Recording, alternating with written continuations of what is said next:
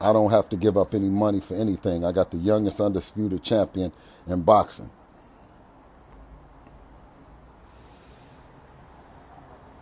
Okay. So I'm looking for Hannibal himself. Let me read this thing. Hold on. Let me see his mom on the phone here. Hold on. Okay, he's not going to pull up, Via. He's not going to pull up.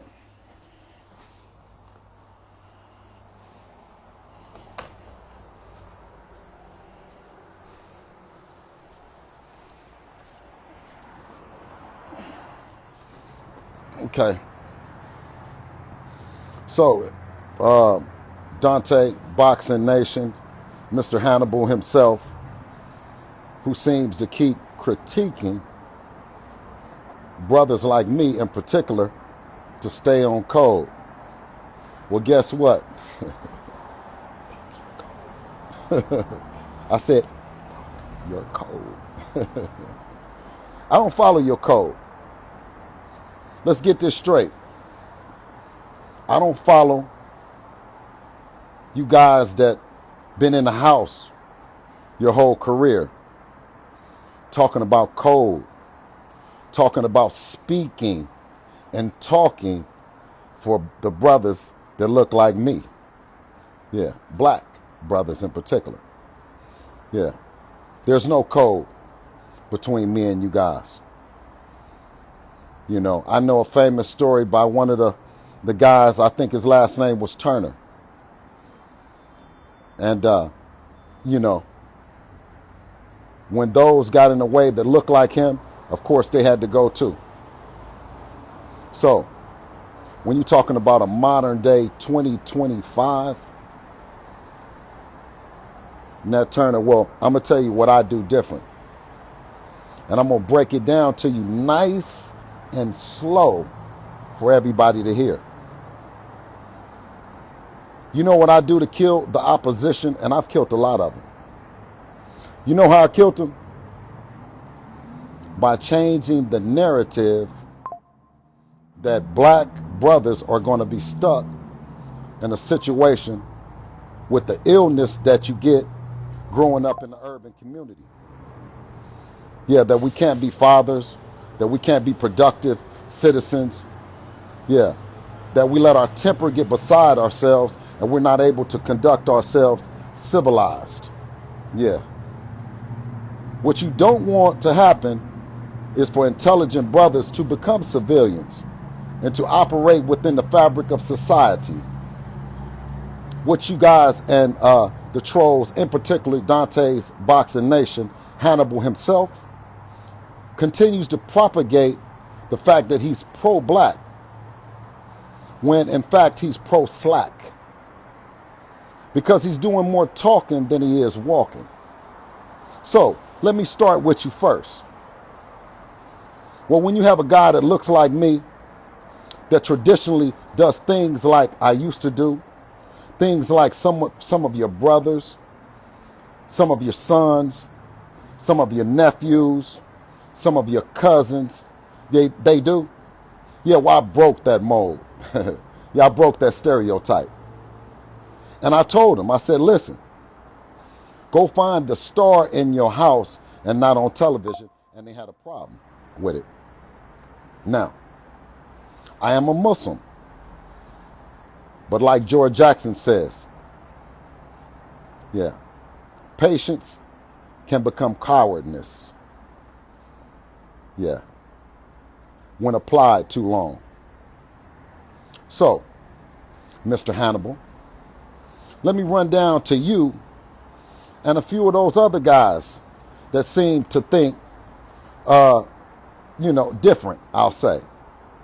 I can name them, but let's concentrate on you, Hannibal, and anybody that's listening, maybe it's directed towards you. Well, traditionally, like I said, guys that look like me, guys with the respect, yeah, the report card, and the power, sometimes are confused and abuses that power. Stay in the neighborhood, stay selling drugs, stay pimping, stay robbing, stay setting up niggas, or legitimate people, banks or whatever, scamming. Well, I don't represent none of that. In fact, I represent the 1% that have gotten out, that will continue to maintain my dignity. I will continue to keep my head up, chest out, and there's nothing y'all can do to get me off of my square. I'm a successful black man, and more importantly, a successful parent, father. Something that you seem to forget about, Dante. Do you recall you calling upon me for your problem that you have with your own son here in the United States? Yeah, your son that has a problem with you, that you left on the battlefield to die, right out here in America, and ran your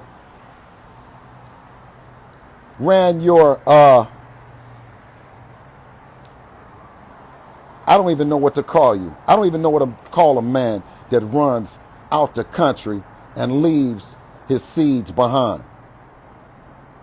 I'll say a worthless NIGGA.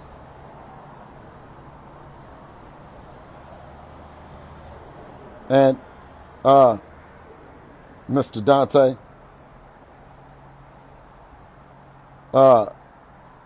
do you remember that? Do you remember asking me to help your son? Because I'm here in the streets doing God's work, trying to make all my wrongs right. Yeah, I talked to your son, and I told him what a wonderful father you are. Well, I lied to him. Sometimes you got to lie because kids don't want to hear the truth, or it's hard for them to hear the truth. That you're a weasel. You ran to Thailand. You brag about them Thai massages. You know what I mean? I got the proof. I got the receipts. Why you invited me to Thailand to come get one of them Thai massages. Yeah. That I passed on. So, let me correct you and correct all of you others. No, it's not about talking. It's not about getting on here and talking that you pro-black. It's about showing you that you are, and that means taking care of the seeds that you bear, being the father inside the house and not out. Taking your beautiful babies and their talents and their ambitions and their rights, wrongs, or indifference and getting behind them. Not behind one of them Thai girls giving you one of them massages. Yeah. Yeah. Yeah, Mr. Hannibal. So, while you always point out everybody doing it, and you're doing it from afar, and not here in the US of A, finishing what you started. See, the one thing that's different from you is I'm on the battlefield with my kids, and I'll die on the battlefield with my kids. Ain't no running, ain't no hiding. The only way somebody can stop me from doing this is to shackle me or kill me. So, I hope that this message is to motivate and not to demean the brother, Dante. I hope that this will get you back on your feet and get you thinking clearly, because you just turned out to be a corrupt reporter. And it's about, yeah, it's about not doing it. Huh? No, when you can do it. It's about making that choice to not do it, to be an example. Y'all choose to be an example of hope to the brothers, that you can get away from the game, that you can find success, and more importantly, you can find success with something that God has given you. And that's the wonderful blessing of a kid, a seed. A seed that when you plant right, it's going to grow right, and you can pop it the way you want to pop it, and you can attack it and defend. Something that I do wholeheartedly. So, I'll wrap it up because I don't want it to go over their heads. But make sure it lands where it's supposed to land.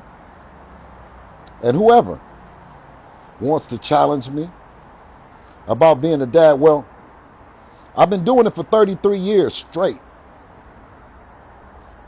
33. I'm in all my kids' lives.